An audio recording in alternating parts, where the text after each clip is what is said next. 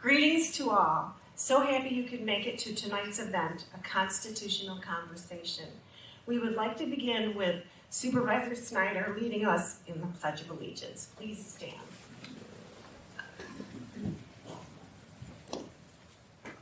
I pledge allegiance to the flag of the United States of America and to the republic for which it stands, one nation, under God, indivisible, with liberty and justice for all. Thank you. Thank you, Supervisor Snyder. And thank you for making the boardroom available to us tonight. My name is Gail Hall, and many of my friends in East Aurora know me as Murphy. I have lived in and around this community for many years. I raised my kids in Holland, and I now live in South Wales, just outside of East Aurora. A few months ago, I saw on TV a small community south of here had gotten themselves together to read the Constitution together, and I thought, what a great idea. And so I thought it inspired me to try to do something similar in my community. I love my country, my community, and my family. And my family members and I hold different political views, yet we all get along. And I wanted that for my fellow citizens. Maybe healing or understanding will come when we all together remember the ideals of our founding fathers and why they were inspired to create our country's founding documents, which directed the structure of our democratic republic. So, with the help of many people from diverse perspectives, we made it happen in the form of tonight's event.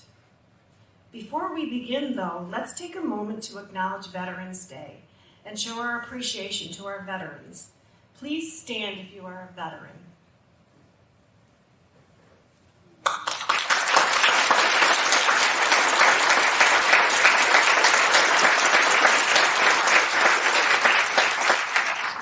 We can't thank you enough for your service to our country and to our Constitution. We would also like to acknowledge any elected officials in attendance, such as Aurora Town Justice Jeff Markello, who I'm sort of blocking, Town of Aurora Supervisor Chuck Snyder, Aurora Town Board Member-elect Jess Armbrust, Aurora Town Clerk-elect Jeannie Viget, as well as Aurora Town Board Member Joe McCann, and newly elected Judge James Granville. Thank you so much for your service to our community.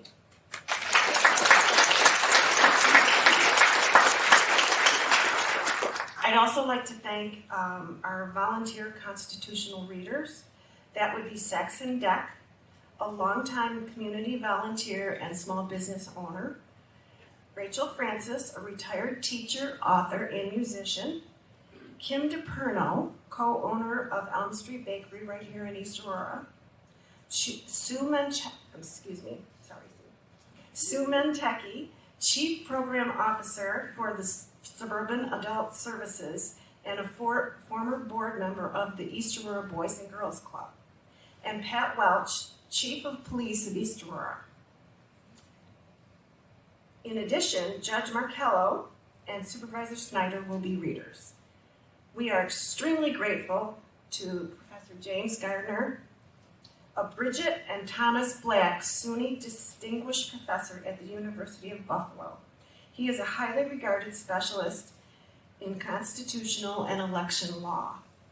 Thank you for sharing your knowledge with us tonight.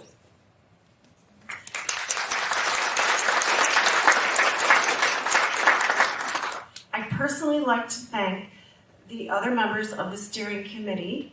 That would be Saxon Deck, Kim DePerno, John Whitney, and Nancy Smith. Before we begin readings and comments, I would like to ask everyone to silence their phones. Also, please be aware that tonight's event is being recorded. To start, Professor Gardner will make some comments about the Constitution's origins In order to do that, he will share a section of the Declaration of Independence. Next, we will proceed with constitutional readings.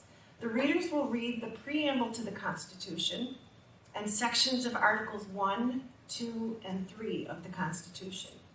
That will be followed by readings from the Bill of Rights, which are the first 10 amendments or additions to the Constitution. Finally, the readers will share sections of Amendments 14 and 15. After the readings, Professor Gardner will again make some comments about what we have covered here tonight. Everyone should have a 3x5 card and a pen. As we read, please jot down any questions you would like to ask of Professor Gardner at the end of the program. Steering committee members will gather your cards at different points in the program. If you don't have a card or a pen, raise your hand and someone will bring one to you. It is our hope that everyone here will keep many constitutional conversations going with friends, family, and neighbors after tonight's event. Professor Gardner, the floor is yours.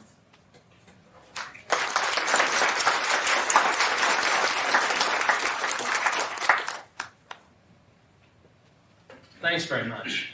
It's great to see so many people voluntarily gathered to talk about the Constitution. In my class, it's not voluntary, so it's even better. What I want to do very briefly is just talk about the context of the Constitution. The Constitution did not appear out of thin air. It was a document that was written at a particular point in history for a particular purpose with particular aims. And it's important to keep those in mind as we go through the document. So, to my way of thinking, the U.S. Constitution is a document that's about the rise of liberalism. And I want to be very, very clear. When I use the word liberalism, I'm not using it in the contemporary context of conservative versus liberal. I'm using it in its philosophical sense, philosophical liberalism. And when I describe it to you, I think you will find it a familiar story. And it's one that I think is shared, I hope is shared by everyone.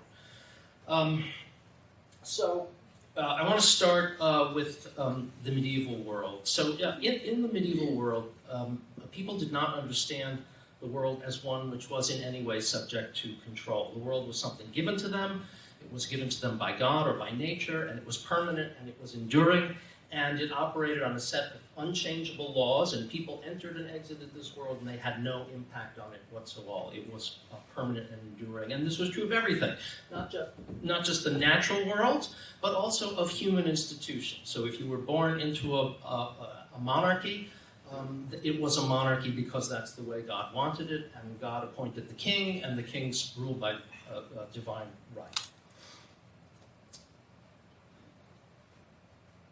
In this way of thinking, there was a really important metaphor, and it was the metaphor of the body politic. So the idea here is a political society is analogized to a human organism. So a human body has different parts, and each of those parts has a different function, and it cannot vary from its function if the organism is to survive. The idea was that a political society is the same way. So a political society has there's a top brain, and there's arms, and there's a stomach, and there's some feet, and each of those roles serves a particular function, and you have to obey the rules of the function into which you were born. If the feet start thinking that they should be the brain, the body's not going to do very well. And it's the same thing if peasants start thinking that they're the ones who maybe ought to be in charge or have anything to say really about it. So liberalism arose as a very strong reaction against this order. It emerged in the 17th century in England, but also on the continent, and at a time when monarchs around Europe were trying to consolidate their power into sort of absolute royal power, which was not the traditional way in which monarchical power had been exercised. Liberalism was really quite radical. And what it did was it rejected the idea that humans had no agency in the creation of their own institutions and communities. And its proponents said that what distinguishes humans from other organisms is reason, and that reason can be applied to decisions about how we're going to live and the form of government. So this rejected the idea of the divine right of kings, and it said, no, we can choose our own form of government. In the Anglo-American world, John Locke's Second Treatise of Government was written in 1690, is the canonical source of liberalism, and I've listed its components here, and we could go through them one by one, but there's no need to, because they have never been more concisely and eloquently summarized than they were by Thomas Jefferson in the second paragraph of the Declaration of Independence. So what I'm going to do now... Okay. I'm going to take a running start. I'm going to start with the first paragraph. So, the unanimous Declaration of the 13 United States of America, this is July 4th, 1776, of course. When, in the course of human events, it becomes necessary for one people to dissolve the political bands which have connected them with another, and to assume among the powers of the earth the separate and equal station to which the laws of nature and of nature's God entitle them. A decent respect to the opinions of mankind requires that they should declare the causes which impel them to the separation. Now, here's a one-paragraph summary of Locke's entire book. We hold these truths to be self-evident. Self-evident meaning they require no proof. That all men are created equal. That they are endowed by their Creator with certain unalienable rights. Alienate means to transfer or waive. You can't waive them, you can't transfer them to someone else. That among these are life, liberty, and the pursuit of happiness. That to secure these rights, governments are instituted among men. So that's the purpose of government. Deriving their just powers, not their powers, but their just powers from the consent of the governed. That whenever any form of government becomes destructive of these ends, it is the right of the people to alter or to abolish it and to institute new government, laying its foundation on such principles and organizing its powers in such form as to them shall seem most likely to affect their safety and happiness. That's the idea of choice. Prudence indeed will dictate that governments long established should not be changed for light and transient causes, and accordingly all experience has shown that mankind are more disposed to suffer while evils are sufferable than to right themselves by abolishing the forms to which they are accustomed. So here he's saying people don't revolt just because they feel like revolting. They're gonna suffer for a while. Things have got to get really bad, and he says they do. But when a long train of abuses and usurpations, pursuing invariably the same object, evinces a design to reduce them under absolute despotism, that's absolute moral monarchy, it is their right, it is their duty to throw off such government and to provide new guards for their future security. Such has been the patient sufferance of these colonies, and such is now the necessity which constrains them to alter their former systems of government. In other words, to make a choice. The history of the present King of Great Britain is a history of repeated injuries and usurpations, all having in direct object the establishment of an absolute tyranny over these states. To prove this, let facts be submitted to a candid world. And the rest of the document goes on to list a host of complaints against the King of England. And it's actually, Jefferson was a lawyer. The form it takes, the chief will recognize this, it's actually almost written in the form of an indictment, which was why they were taking an incredible risk here. Okay. One back. One back. No, more. Yeah. Okay. So very quickly, these I think are the key elements of modern liberalism as we have come to understand it since the founding. The basic equality of citizens, popular sovereignty, that is to say the people rule themselves, they're not ruled by somebody else. The rule of law, a liberal society lives under laws that it prescribes for itself according to duly established procedures approved by the people. Sometimes the rule of law is said to include constitutionalism, which is the notion that the Constitution is the highest form of law in any society, and the reason for that is because the people, that's the one thing that the people have written themselves, or at least approved personally. A free civil society, so civil society is kind of the way we live in our private lives. That is supposed to be a free domain. A basic package of human rights, minimally a rights sufficient to allow people to participate meaningfully in self-government, and normalization of political opposition. Historically, opposition to leadership was viewed as treason and a crime. You can't run a popular sovereignty like that. You can't run a republic like that. So the modern view is that oppositional politics is legitimate and free and normal. And then maybe a somewhat, maybe a little more controversial aspect of modern liberalism, because not every liberal society agrees with this, is that there should be limited government and dispersed power and checks and balances. So at the founding, the American colonists were English, and they liked being English, and they were very taken by liberalism, and liberalism made certain promises to them, and it was their belief that the king was violating those promises, and so they listed them in the what's called the Bill of Particulars. So the Constitution is, to my way of thinking, a document that was made by people who adhered to liberalism, who wanted to create a liberal society in the sense that I've been talking about, and tried to do that, and wrote many provisions into the Constitution that are the product of liberal thought.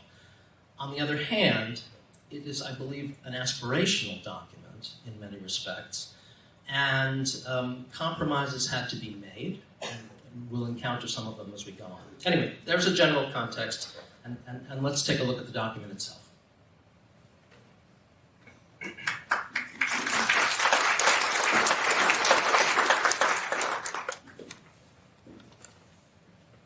The preamble. We the people of the United States, in order to form a more perfect union, establish justice, ensure domestic tranquility, provide for the common defense, promote the general welfare, and secure the blessings of liberty to ourselves and our posterity, do ordain and establish this Constitution for the United States of America. Article 1, Section 1, Congress.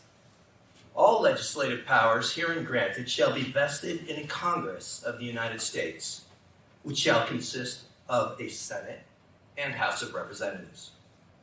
Section 2. The House of Representatives shall be composed of members chosen every second year by the people of several states, and the electors in each state shall have the qualifications requisite for electors of the most numerous branch of the state legislature. No person shall be a representative who shall not have attained to the age of 25 years and been 7 years a citizen of the United States, and who shall not, when elected, be an inhabitant of that state in which he shall be chosen.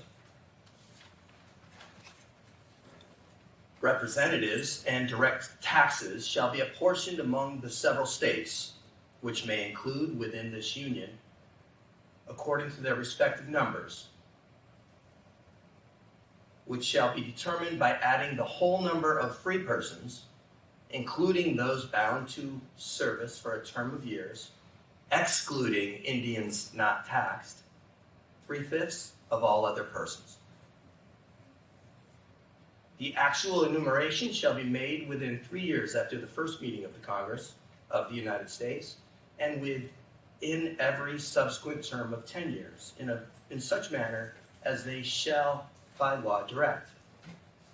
The House of Representatives shall choose their Speaker and other officers, and shall have the sole power of impeachment.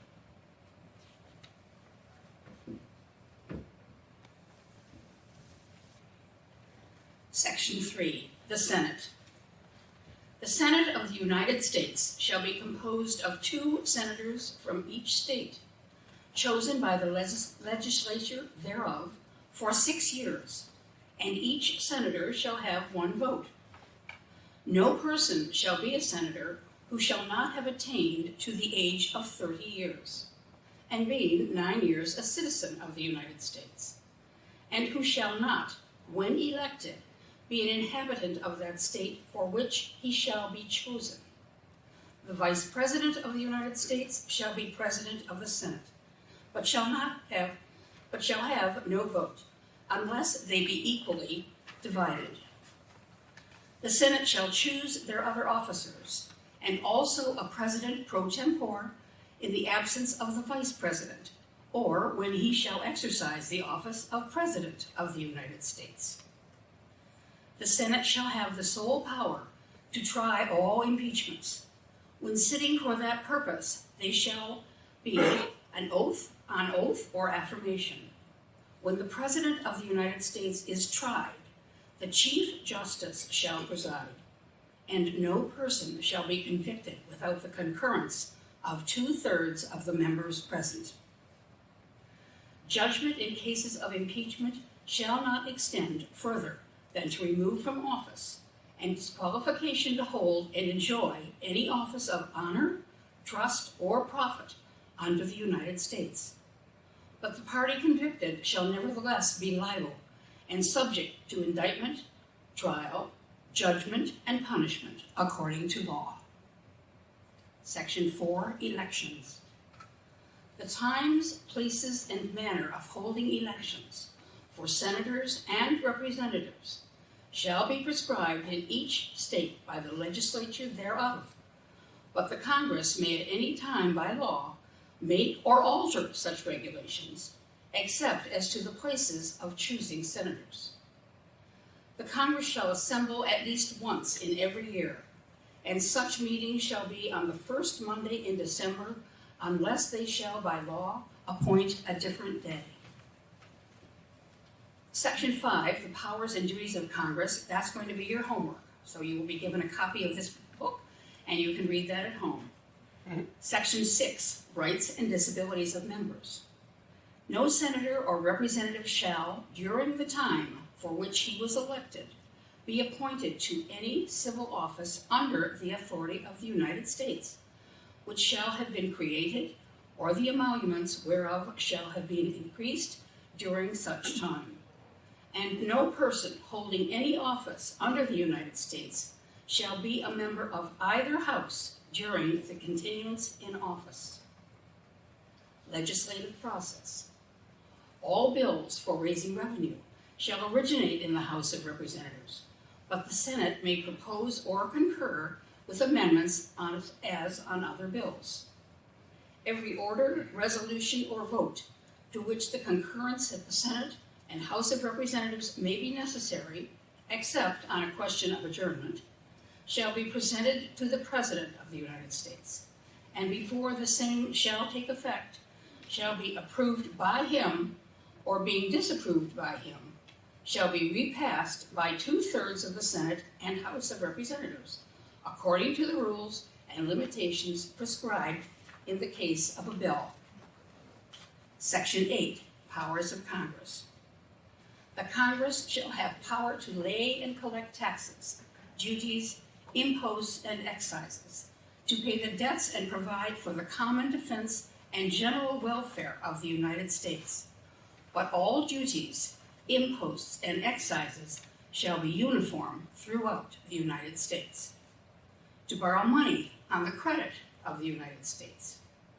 To regulate commerce with foreign nations and among the several states and with the Indian tribes. To establish a uniform rule of naturalization and uniform laws on the subject of bankruptcies throughout the United States. To coin money, regulate the value thereof and of foreign coin, and fix the standard of weights and measures.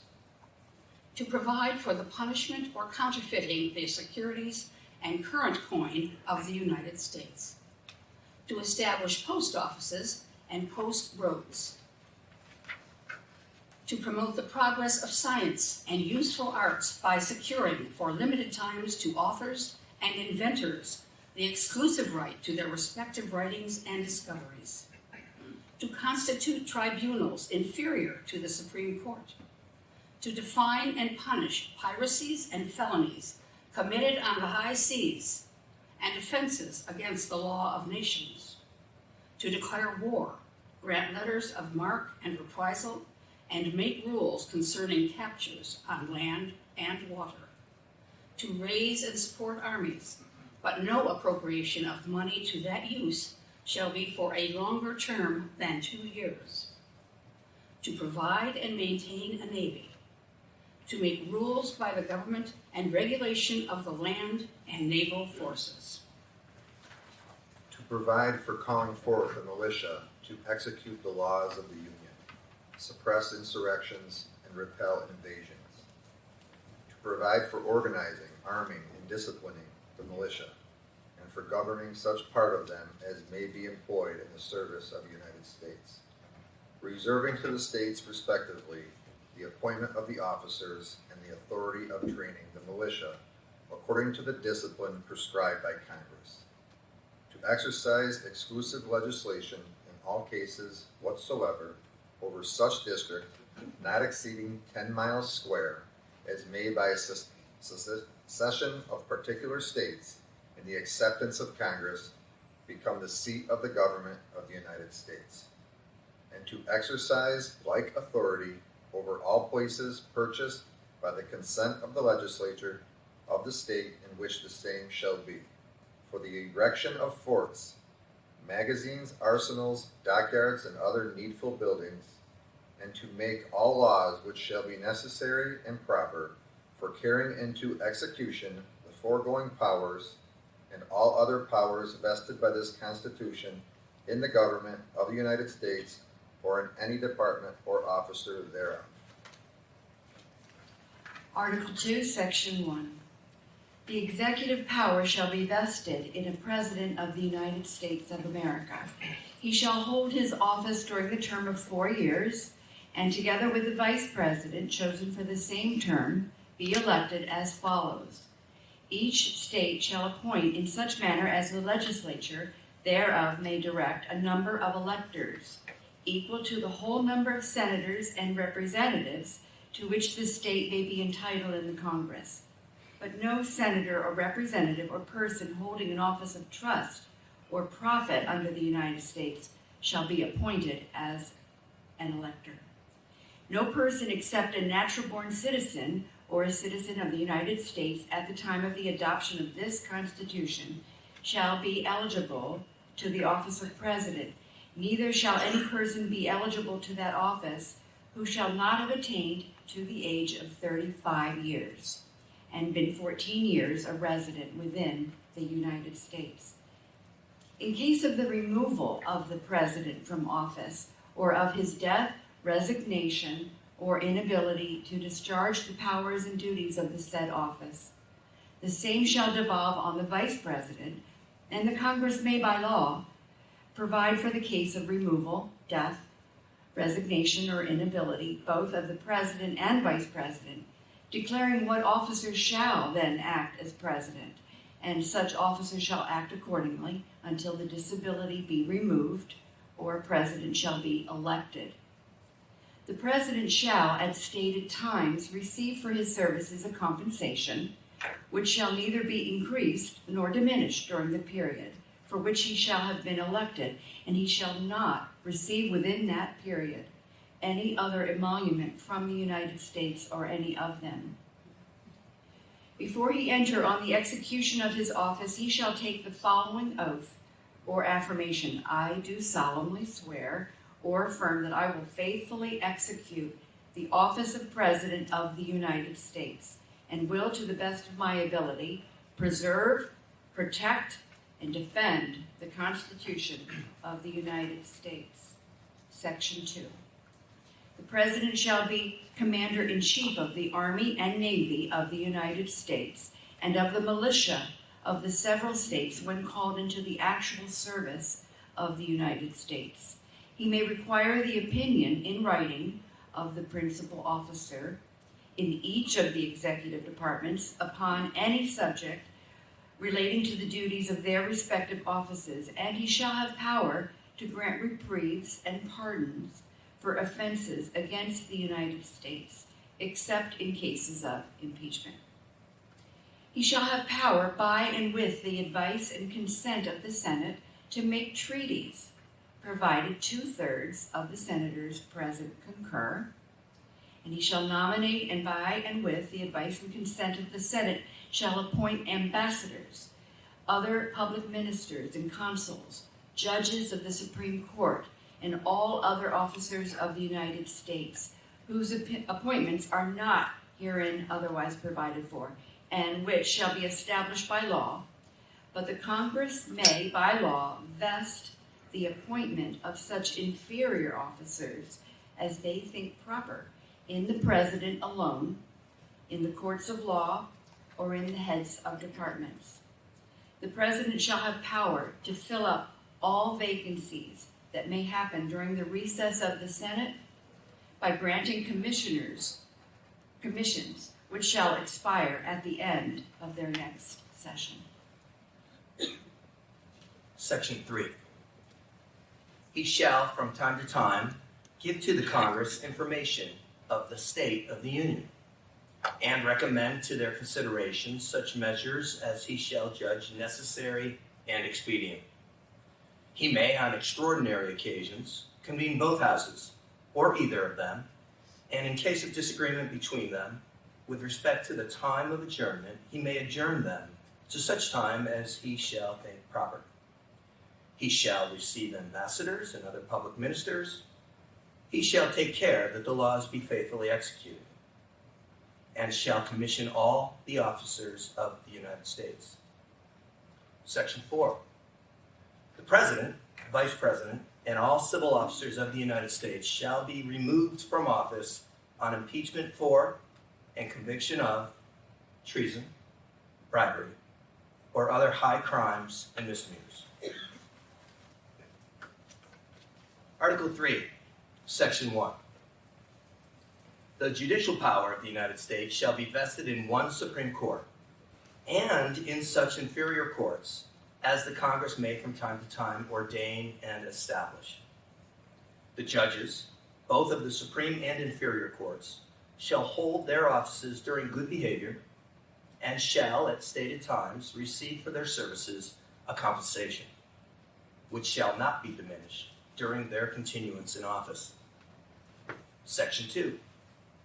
The judicial power shall extend to all cases in law and equity arising under this Constitution, the laws of the state of the United States, and treaties made, or which shall be made under their authority, and to all cases affecting ambassadors or other public ministers and consuls, to all cases of admiralty and maritime jurisdiction, to controversies to which the United States shall be a party, to controversies between two or more states, between a state and citizens of another state, between citizens of different states, between citizens of the same state claiming lands under grants of different states, and between a state or citizens thereof and foreign states, citizens or subjects.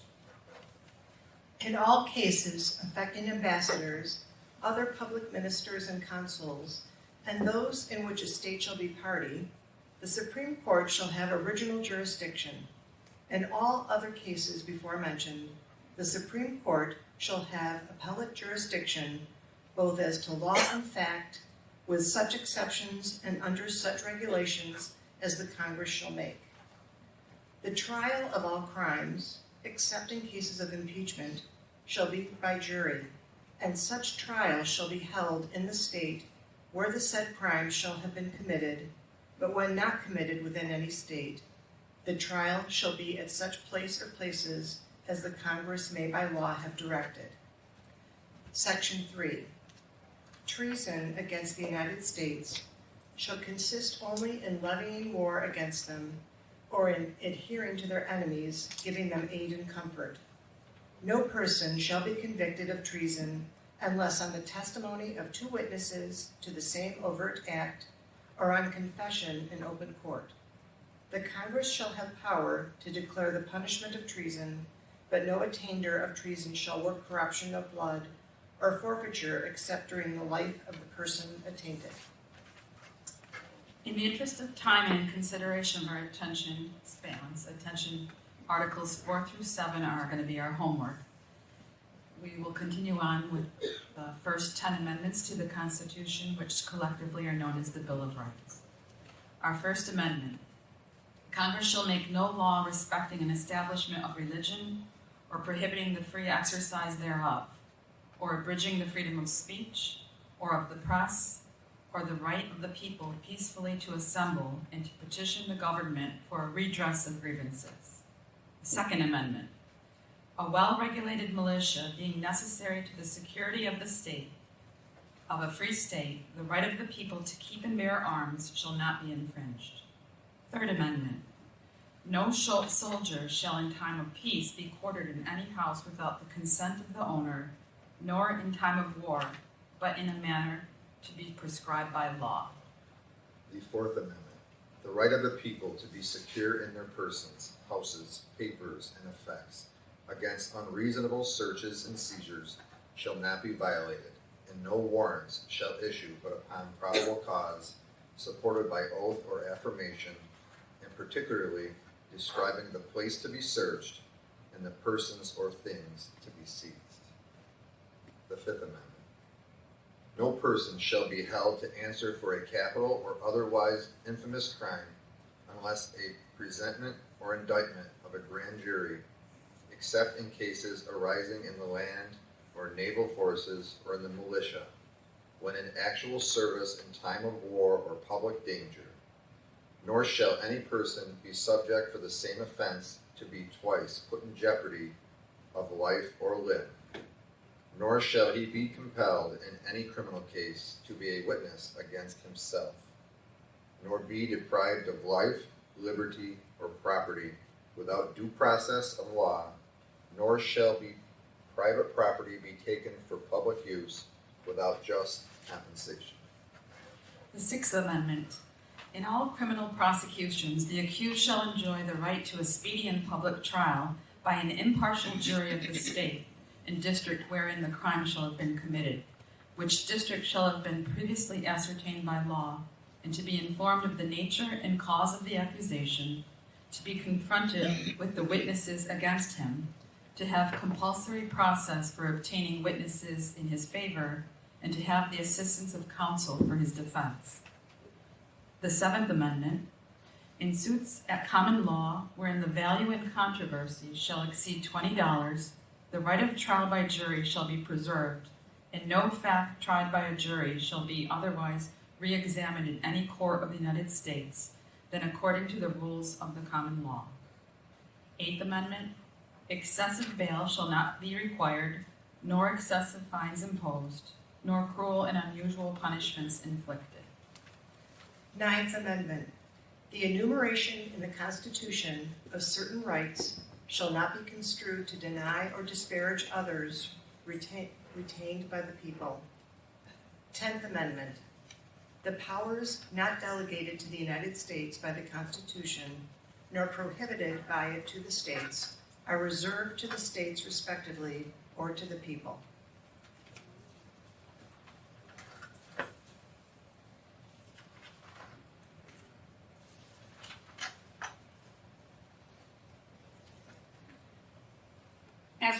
As with other omitted sections, except for the 14th and 15th amendments, which we are about to read, the rest of the amendments are homework. The 14th Amendment, Section 1. All persons born or naturalized in the United States and subject to the jurisdiction thereof are citizens of the United States and of the state wherein they reside. No state shall make or enforce any law which shall abridge the privileges or immunities of citizens of the United States, nor shall any state deprive any person of life, liberty, or property without due process of law, nor deny to any person within its jurisdiction the equal protection of the laws. Section 2. Representatives shall be apportioned among the several states according to their respective numbers, counting the whole number of persons in each state, excluding Indians not taxed. But when the right to vote at any election for the choice of electors for President and Vice President of the United States, representatives in Congress, the executive and judicial officers of a state, or the members of the legislature thereof, is denied to any of the male inhabitants of such state, being 21 years of age, and citizens of the United States, or in any way abridged, except for the participation in rebellion or other crime, the basis of representation therein shall be reduced in the proportion which the number of such male citizens shall bear to the whole number of male citizens 21 years of age in such state. Section 3. No person shall be a senator or representative in Congress, or elector of president and vice president, or hold any office, civil or military, under the United States or under any state, who, having previously taken an oath as a member of Congress, or as an officer of the United States, or as a member of any state legislature, or as an executive or judicial officer of any state to support the Constitution of the United States, shall have engaged in insurrection or rebellion against the same, or given aid or comfort to the enemies thereof. But Congress may, by a vote of 2/3 of each house, remove such disability. Section 4. The validity of the public debt of the United States, authorized by law, including debts incurred for payment of pensions and bounties, for services in suppressing insurrection or rebellion, shall not be questioned. Neither the United States nor any state shall assume or pay any debt or obligation incurred in aid of insurrection or rebellion against the United States, or any claim for the loss or emancipation of any slave, but all such debts, obligations, and claims shall be held illegal and void. Section 5. The Congress shall have power to enforce, by appropriate legislation, the provisions of this article. Section 1. The right of citizens of the United States to vote shall not be denied or abridged by the United States or any state on account of race, color, or previous condition of servitude. Section 2. The Congress shall have the power to enforce this article by appropriate legislature.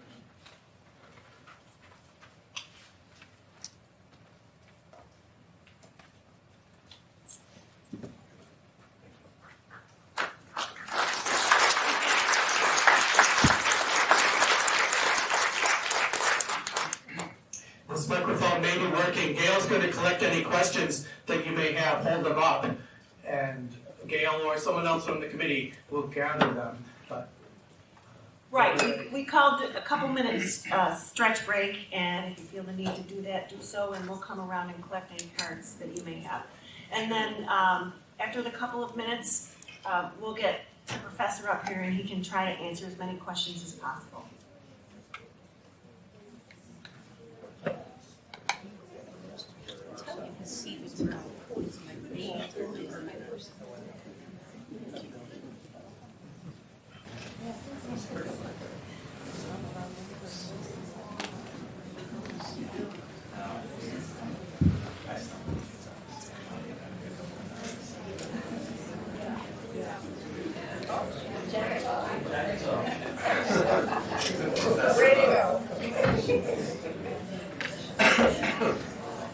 All right, I took off my jacket because it's time to get serious. Just maybe a few things worth remarking before I get to the questions. So, if you thought that that was long and tedious, the U.S. Constitution is the shortest of all American constitutions. It's about 7,600 words total. Every state has a constitution. The average length of state constitutions is about 39,000 words. The New York Constitution is 49,000 words. And the longest of all state constitutions is Alabama, which is 389,000 words. So let's be glad we're not doing this in Alabama. I told you that you would see some compromises that were necessary. So the goal of the framers was to create a union. And not everyone agreed about what the terms of that should be, and of course slavery was a big point of contention. One provision maybe it went right by you, was called the 3/5 clause. Okay, so the 3/5 clause was a compromise, obviously. The northern state, non-slavery holding states said, okay, let's apportion a representation in the House of Representatives by the population of people who can actually vote. And the southern states said, no, let's do it by the value of our property, including slaves. So this was a compromise between those two positions. The 3/5 clause was enormously consequential in giving southern states, slaveholding states, more representation than they proportionately deserved. And as a result of that, in the first 62 years of the Republic, slaveholders controlled the presidency for 50 of those years. They controlled the speakership of the House of Representatives for 41 years. The only presidents re-elected were slaveholders. 18 of 31 Supreme Court justices were slaveholders. So it created inertia in favor of slavery that was obviously very difficult to throw off. Another thing to notice here is that we have a presidential system, not a parliamentary system. So you saw some provisions up there that said no member of Congress can hold office in the executive branch and vice versa. Well, in a parliamentary system, the Prime Minister and Cabinet all are members of the legislature who are selected by their peers to run the executive branch. So there is not quite a separation of powers as clear as we have in our Constitution.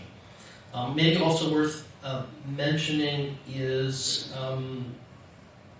the way I think about it. The U.S. Constitution protects, it's well equipped with redundancy to protect liberty. And there are 5 different systems, I like to think. One is the election of representatives, directly to the House, indirectly to the presidency, and originally to the Senate. The second is separation of powers, so powers are dispersed between 3 branches of government. The third is dispersion vertically between the national government and the states, that's federalism.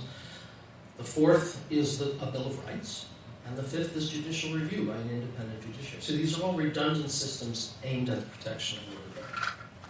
Okay.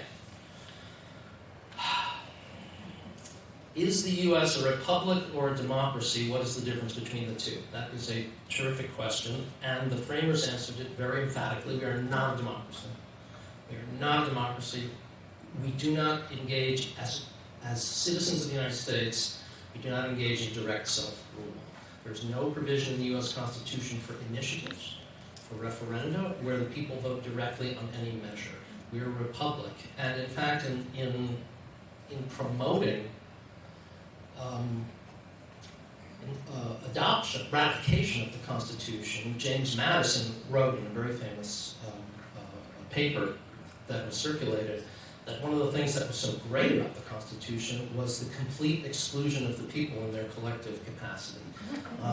The framers of the U.S. Constitution were, before they were Americans, they were British aristocrats. And they did not really trust the common people to rule themselves. The Constitution has since become much more democratic, but mainly in a negative sense. So you can't, the 15th Amendment says you can't discriminate in voting on the basis of race. The 9th Amendment says you can't do it on the basis of gender. A later amendment says you can't do it on the basis of age, over the age of 18, and so on. So if the size of the self-ruling people has become much more inclusive than it was at the founding. Okay, how has Congress's role changed over time? Has it lost too much power to the executive branch? So this is a question that you need some. I think you need to take a long view here. At the beginning, Congress did not have much power at all compared to the states.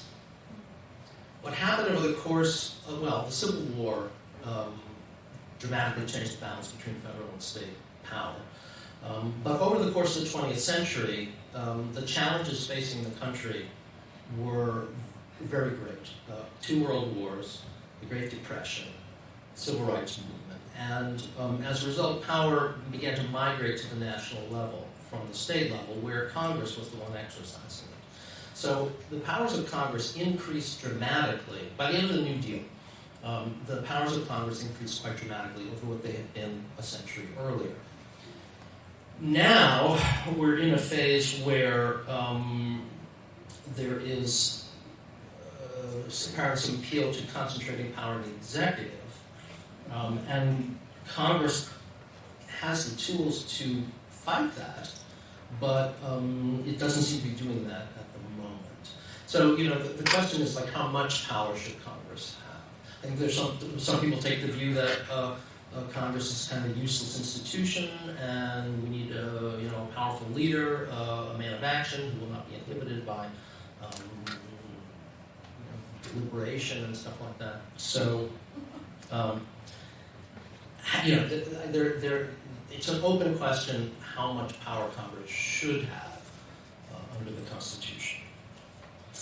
Did the founders expect us to treat the Constitution as infallible? No, they did not. They were very, very clear about that. They did not view themselves as infallible.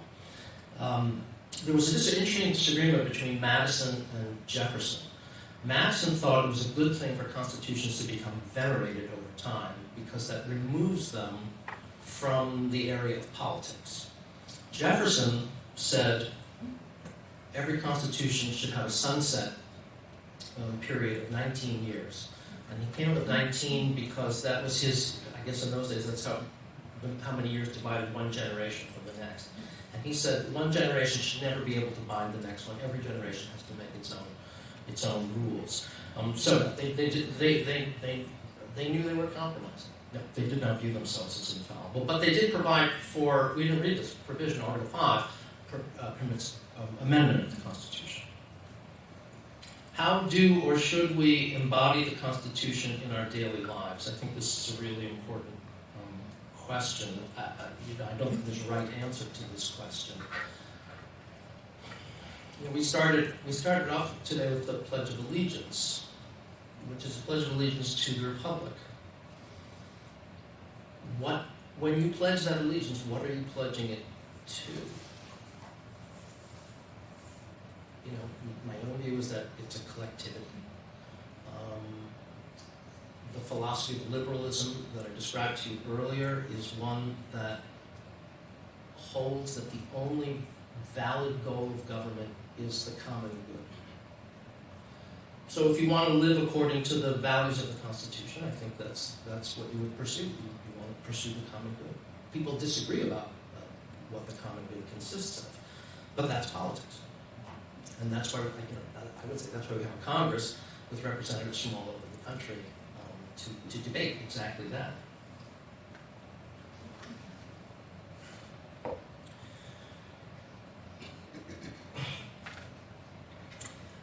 The last amendment was passed 33 years ago. Is there an amendment you think should be considered at this time?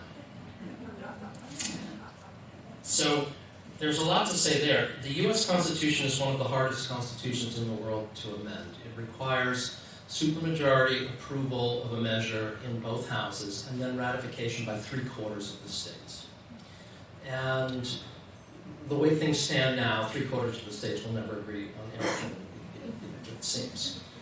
The way the Constitution has actually been amended much more often is by reinterpretation.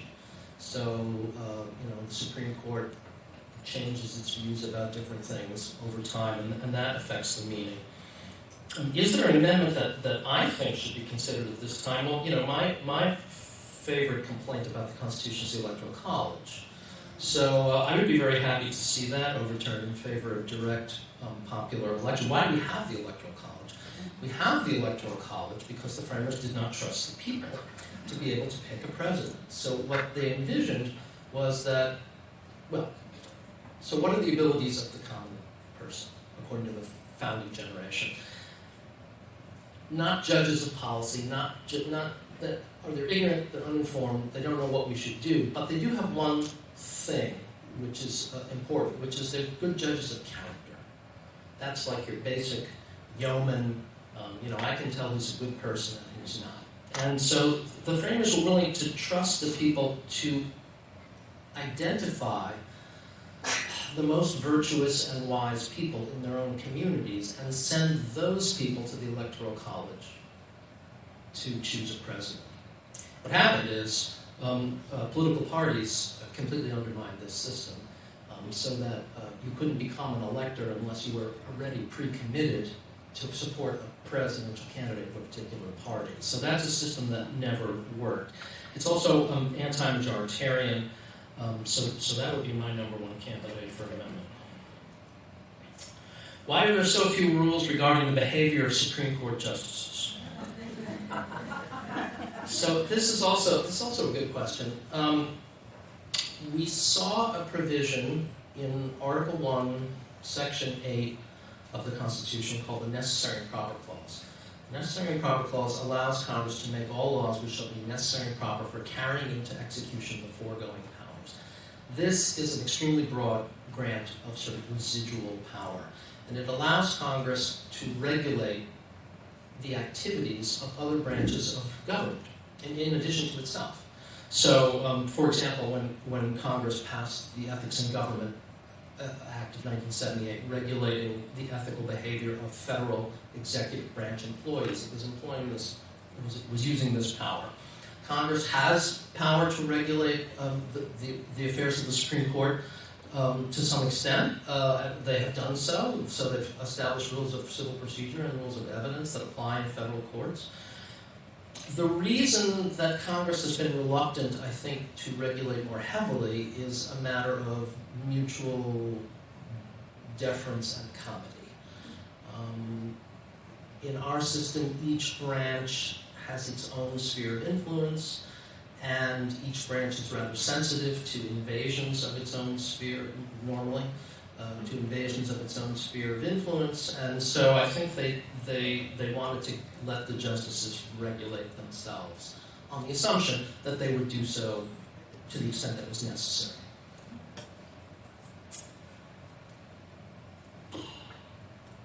Can you describe the amendment process? I think you did. Okay. There are some really good questions here, but they have no answers.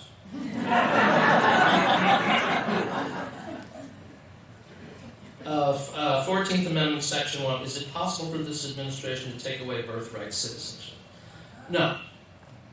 It's written into the Constitution. Let's talk about that. So, you saw Section 1 of the 14th Amendment. Section 1 of the 14th Amendment, the first thing it says is all persons born or naturalized in the United States are citizens of the United States and of the state in which they reside. That was the first order of business, was to overturn a Supreme Court case called Dred Scott versus Sanford, in which the Supreme Court had ruled in 1858 maybe that slaves were not citizens and could never become citizens, which destabilized a very fragile agreement and is often thought to be one of the causative factors of the Civil War. So birthright citizenship is in the Constitution for a very specific reason, which is to make sure that the ex-slaves are clearly made citizens. That said, it's not clear that the people who wrote that provision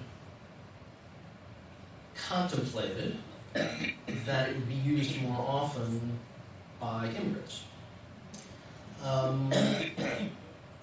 So, you can't write it out of the Constitution. I guess it could be interpreted very narrowly.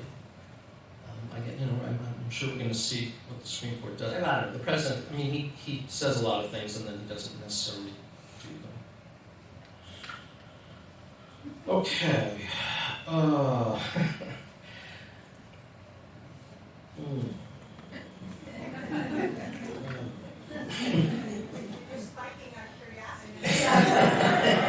Sorry. Oh boy. No, we're not doing that.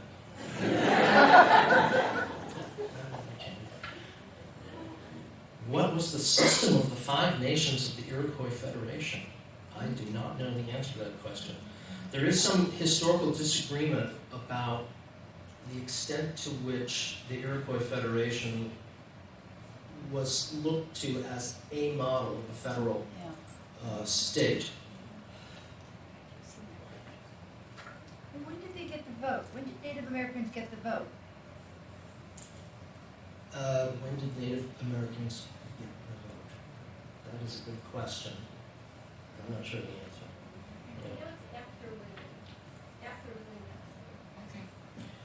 Oh. Okay, let's repeat.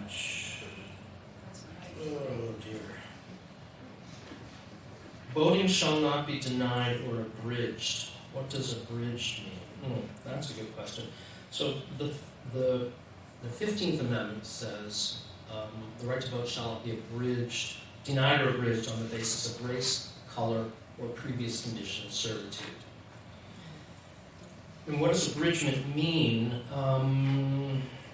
That is something that's contested every day in the election law arena. Okay, here's an interesting factoid. There is no right to vote in federal elections under the federal Constitution. You saw the provisions, they went by really quick. You have no right to vote for president.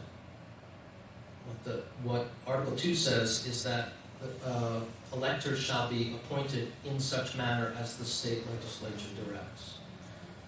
If the state legislature wanted to appoint electors itself, which is how many state legislatures did this for 30 or 40 years after the founding, nobody would be voting for president except for electors, presidential electors, except members of the state legislature. You don't have a right to vote for president. Article 1 says the qualifications for electors, for members of the House of Representatives, the qualification for voters of the House of Representatives shall be the same in each state as the qualifications to vote for the largest chamber of the state legislature, which in New York would be the Assembly. So the idea was that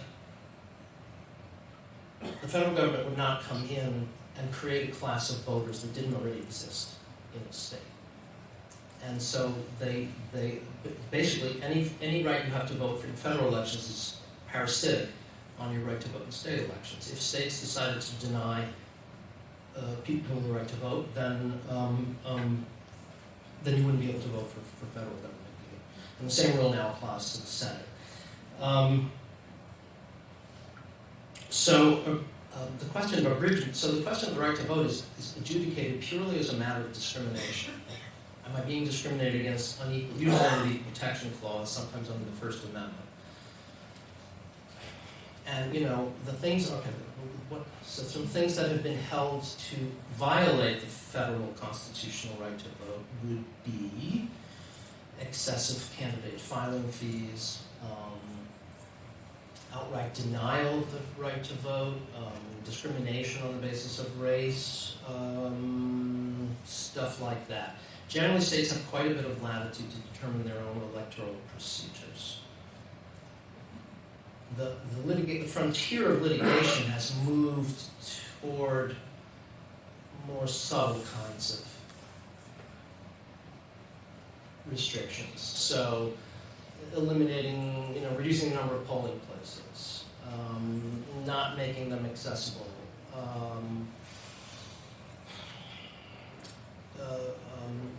reducing the number of early voting days and stuff like this, on the theory, presumably on the theory that it will help one party or the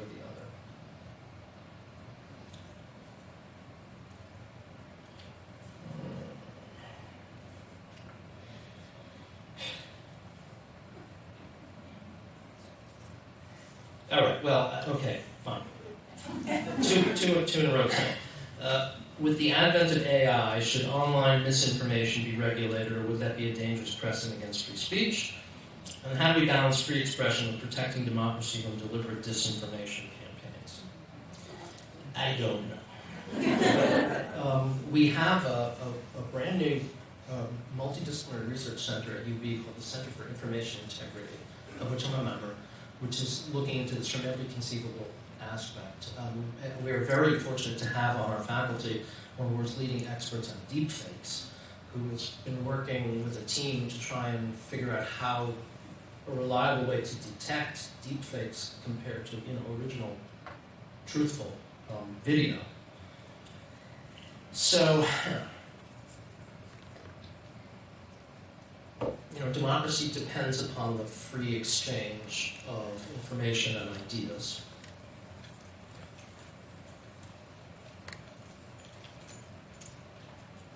And the idea is that if you're going to have a meaningful democracy, you need to have an electorate that is well informed and has a supply of truthful information to draw upon. I think, I don't even know if it's AI is the biggest threat right now, although it is a threat. The internet has really changed the way that people communicate. It has had a democratizing effect in the sense that now everybody's an expert. Anyway, so we have a First Amendment to the Constitution, and the Supreme Court has been very, very solicitous of the protection of free speech over the last century. And virtually any solution, when legal scholars sit around and discuss this, virtually any solution that they come up with, it seems like it would never pass First Amendment scrutiny in the Supreme Court. So this is a problem, I don't know, that either requires a technical solution that occurs in the private sector, or it's going to require an amendment to the Constitution. It is a significant threat here and everywhere. And it's not just people spouting off. It's deliberate foreign disinformation campaigns trying to disrupt. Right now in Ukraine, Russia's beaming in disinformation. Anyway, in our country, let me say one more thing. So what's the purpose of the First Amendment? What purpose does it serve? There's some disagreement about this as well, but one of the main purposes it is generally thought to serve is democracy itself, is self-government. Free speech is what allows a self-ruling people to discuss among themselves ideas and programs, and to critique ideas of others, and to try and formulate private opinions about how we should live. And if you think that the First Amendment is geared towards self-government, then you would think, well, if speech is harmful to self-government, maybe it could be regulated. The Supreme Court has taken a different view. So what the Supreme Court historically has been afraid of is government suppression of speech. And that's true of the entire Bill of Rights. The Bill of Rights is not aimed at private individuals, it's aimed at governments. What happens then if the source of the danger comes from private individuals or private companies like tech companies? So our jurisprudence is not in any way caught up with the problems that exist.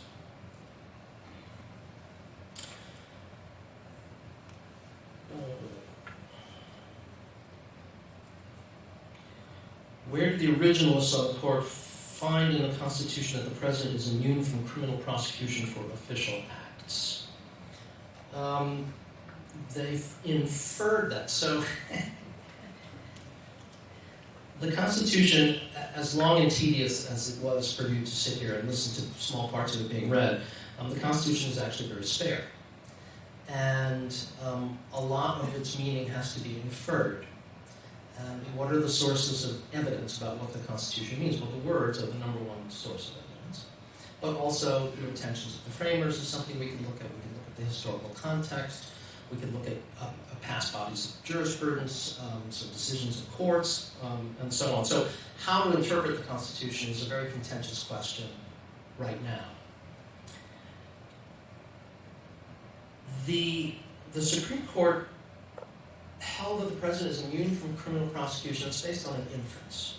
And the inference is that the president is given a certain set of things to do by the Constitution, and we want him to do those things well and freely and with courage, without having to worry about personal consequences for him or his family. And so in order to grant him that comfort to do his job the way we want him to do his job, he can't be worrying about whether it's going to be criminally prosecuted. So that's the same goes for civil prosecutions. The president can't be, the court has held a long time ago, the president can't be sued in his personal capacity for any decision that he makes. So that's supposed to give him the courage to do what's right, rather than worrying about his liability.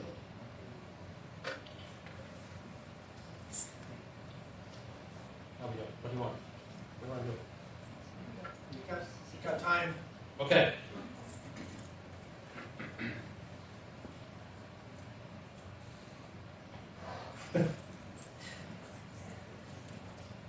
No, we're not going there.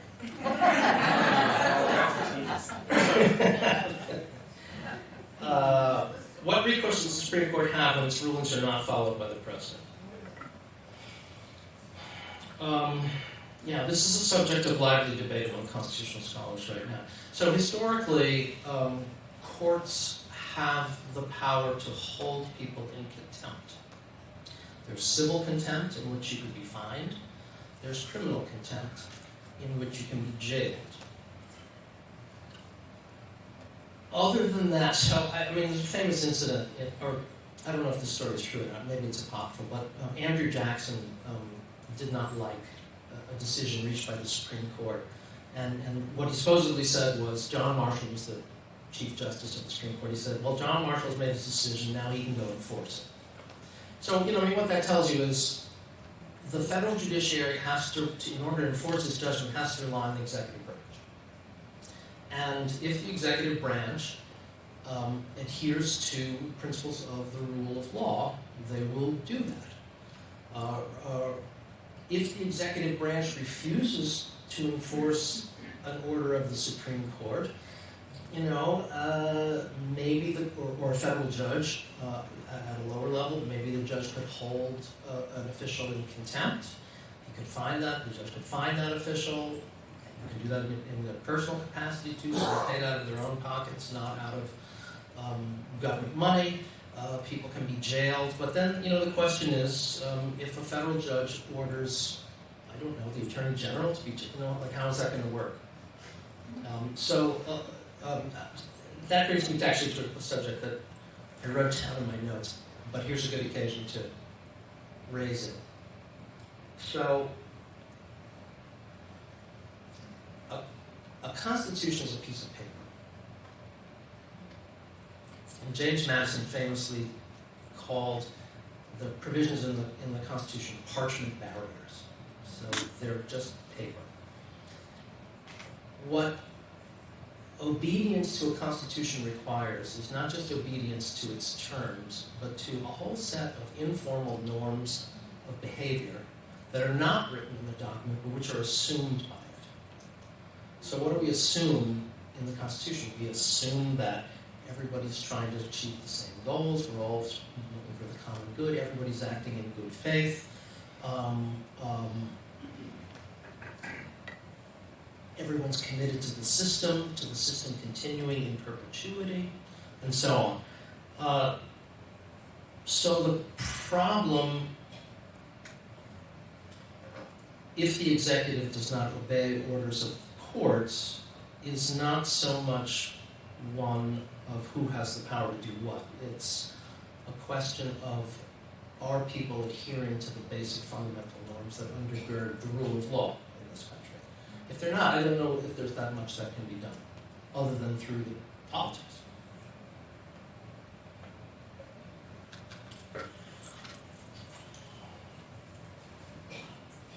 Is this interesting? Because I don't know, you know. You're not allowed to talk, so maybe that's a good thing. You know, in my constitutional law class, I'd be calling on people.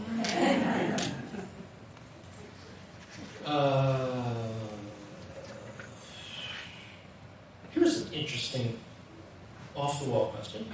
Isn't a clause establishing the post office recognition that private total control of mail is problematic?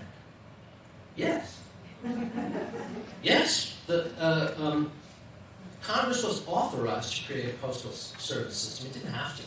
But it was one of the very first things that they did. And so the idea that communication is a public issue, not a private issue, was important. There was a big controversy early in the country's history about whether the federal government could even build like roads and canals and things that would help with various parts of the country to communicate with one another. But you know, eventually they were understood to have that power.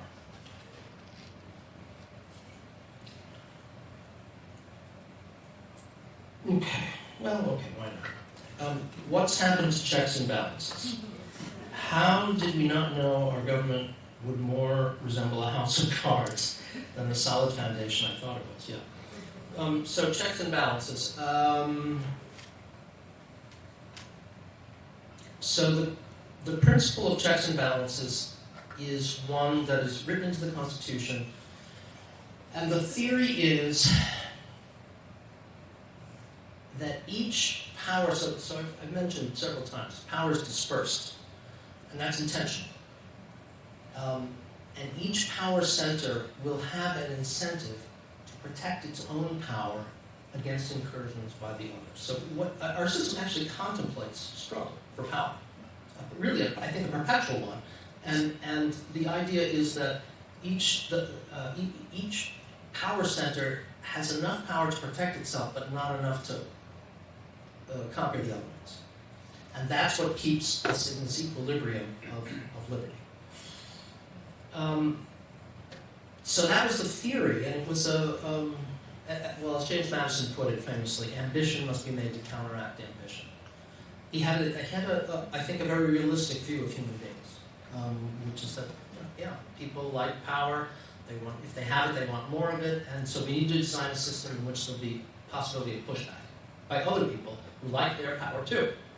So the idea here is, if everybody acts virtuously, then of course we have liberty. But if everybody acts badly, we still have liberty. So it's a great idea. The problem with it is the problem that I mentioned before with the Electoral College. So the one thing the framers did not anticipate was the rise of political parties. And they were totally against it. George Washington, in his farewell address, famously warned of the baneful spirit of party. They viewed political parties as factions, self-interested factions that were pursuing their own self-interest at the expense of the common good. And they also associated parties with the European bloody religious wars of the 15th and 16th centuries, the Reformation, the Counter-Reformation. And immediately, as soon as George Washington walked off the stage, the federal government split into two parties. There was a Jeffersonian party and there was a Hamiltonian party. And if you've seen the musical, you know what I'm talking about.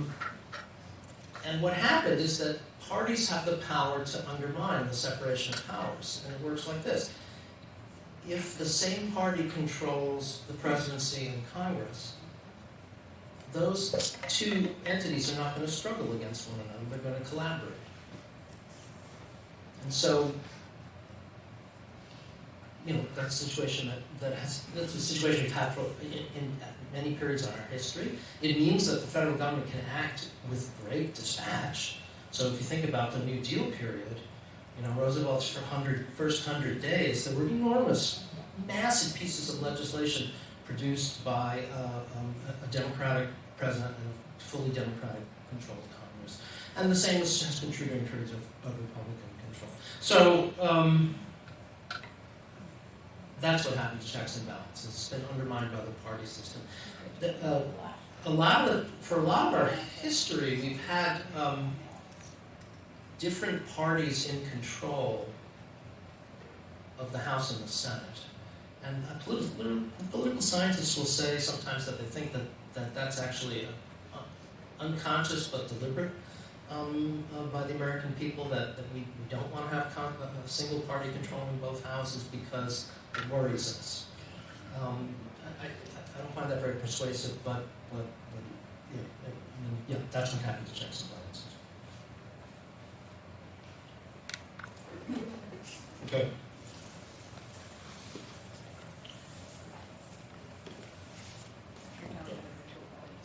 So the founders valued spirited but reasoned debate. That is very true. What can citizens and educators, that's a good question, do today to restore civil discourse and constitutional understanding across our differences? Maybe this should be the final question. Yeah, I mean, well, that's what we're here today to try to do.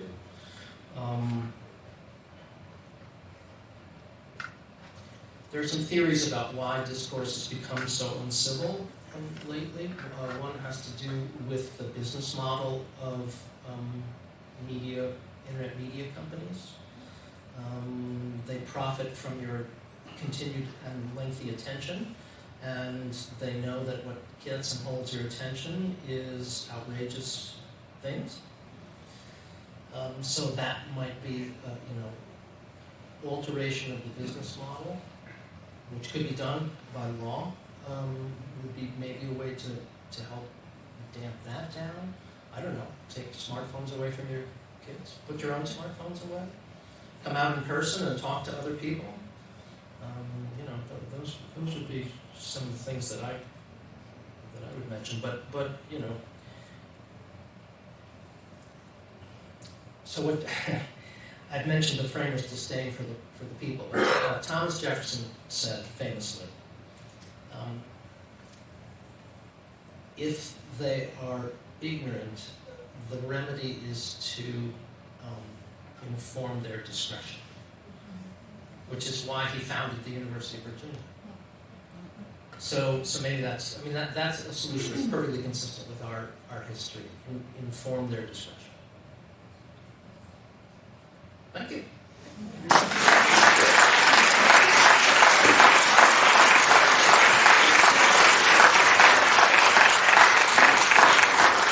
I just want to say thank you to all of you for taking time to come and be refreshed on our founding documents.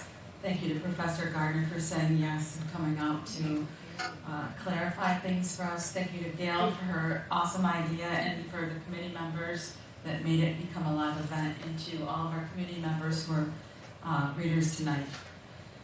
For generations, we were taught that politics was an impolite subject to be avoided in conversation. Yet our founders did just the opposite. They engaged in bold, reasoned debate to shape the very documents that we've just read and listened to. Our nation was birthed on words and a shared hope in the common good. As our nation prepares to turn 250 years old, we must reclaim that revolutionary spirit. On this Veterans Day, chances are someone in your family, I'm thinking of my grandfather, Ed Kuchel, who fought in World War II as an Army Corps engineer. Someone in your family, people in our attendance, defended our nation to preserve our freedoms. Let us honor their legacy by vowing to speak with civility, even amidst the division today. For it is a quiet act of revolution for all good patriots. Thank you.